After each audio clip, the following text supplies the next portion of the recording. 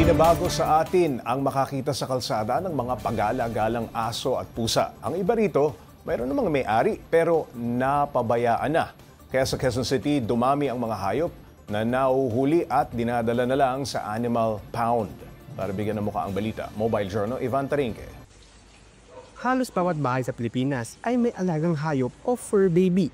Ayon sa statista, umabot sa 11.66 milyon ang dog owners sa bansa noong 2024. Pero hindi lahat ng pet owners ay kayang panindigan ang responsibilidad na kalakip nito. Karamihan sa mga napabayang hayop ay nauuwi sa City Pound.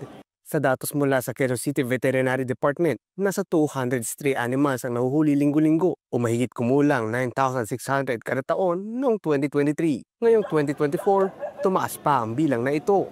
Umaabot sa mahigit kumulang 50 hayop kada araw ang nakukuha sa kalsada o kaya ay sinusurrender ng mga may-ari. Hindi na nila kayang alagaan financially.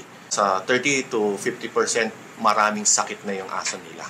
May 3 araw na palugit ang pet owners para matubos ang kanilang alaga mula sa City Pound sa halagang 500 pesos kada araw.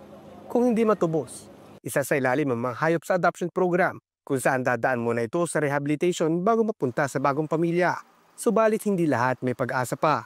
Ang ilang may mga malalang kondisyon ay sumasailalim sa euthanasia, lalo pat may naitalang 3 kaso ng rabies sa lungsod. Hindi po gaya ang dati na pagka nahuli na natin, hintay ng 3 days, tutulog na sila whether they like it or not. Pero ngayon, binibigyan natin sila ng chances. Upang labanan ng lumalalang problema sa mga stray animals, itinaas ng Quezon City ang budget ng Veterinary Office sa 4.7 hanggang 5 million para sa 2025. Kasama dyan ang libreng bakuna at spay-neuter programs na may layuning bawasan ang overpopulation ng mga galang hayop at makamit ang rabies-free Philippines pagdating ng 2030.